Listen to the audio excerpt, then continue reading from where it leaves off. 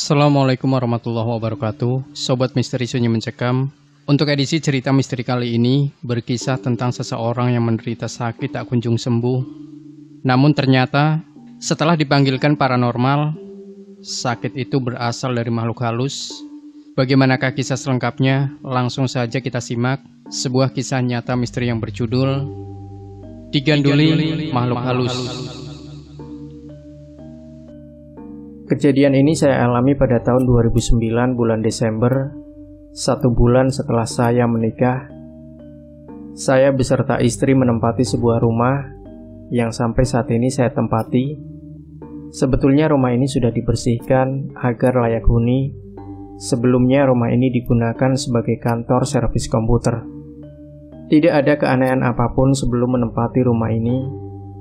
Bahkan beberapa bulan sebelum menikah, sempat saya tinggali selama 2 bulan atas permintaan ibu mertua. Kebetulan masa kontrak rumah kakak di Puspanjolo sudah habis. Kakak saya pindah ke Perum Kelipang, adik ke Jepara.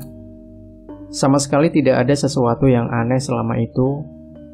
Dari pagi sampai sore, kadang sampai malam, saya ada di kantor. Hampir untuk tidur malam saja rumah ini. Seminggu setelah acara pernikahan, saya dan istri akhirnya pindah ke rumah ini. Acara selamatan pun digelar. Berasa free, pengantin baru, tinggal di rumah hanya berdua. Mau apa-apa juga berasa bebas. Haha. Dan cerita horor dimulai dari sini. Saya jatuh sakit pada hari Kamis. Tanggal persisnya saya lupa, di tahun 2009 itu. Memang sejak SMP udah biasa langganan sakit, dan biasanya sakit hadir pasti bulan Januari. Setiap tahun kalau zaman SMP, biasanya sehabis ujian cawu atau catur bulan. Entah itu karena kecapean atau penyakit langganan, yaitu tipes. Tapi sejak kuliah sudah sembuh total. Kembali ke bulan Januari 2009, saya sakit itu.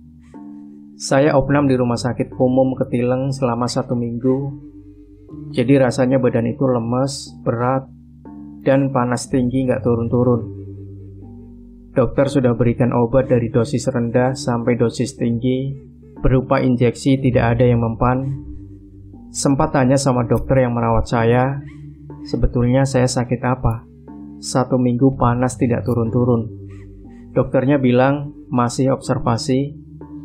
Di hari ke-6 ibu saya datang ke Semarang, jenguk ke rumah sakit. Saat itu diputuskan saya pulang ke rumah. Kebetulan adik saya 1, kakak dan istri tenaga medis semua.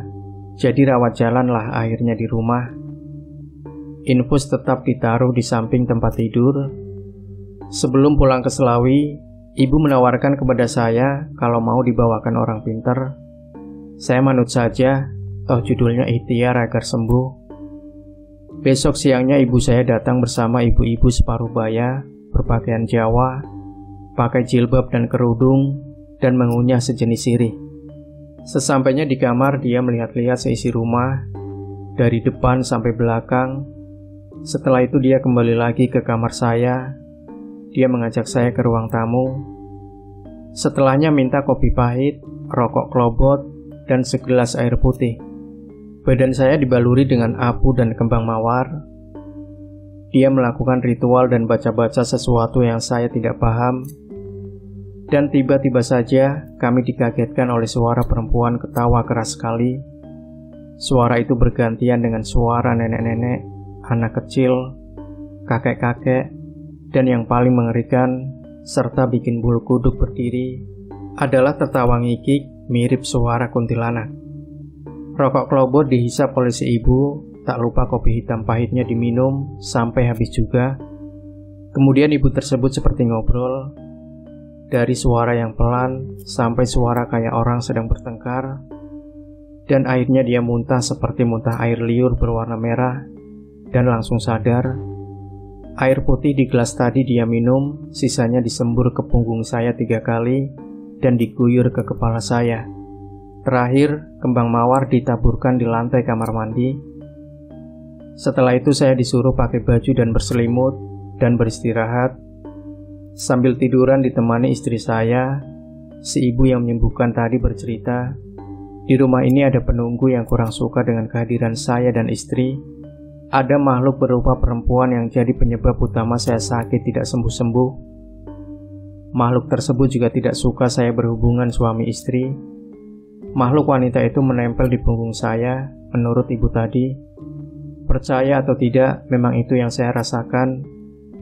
Berasa punggung dan pundak berat sekali dan bikin capek.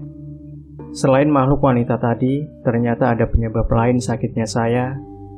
Di dalam WC, ada anak-anak yang tak kasat mata sedang pasaran, dan karena memang tidak terlihat, pasaran atau jual-jualan tersebut kena tendang. Makhluk berupa anak-anak tersebut marah dan memukuli kepala.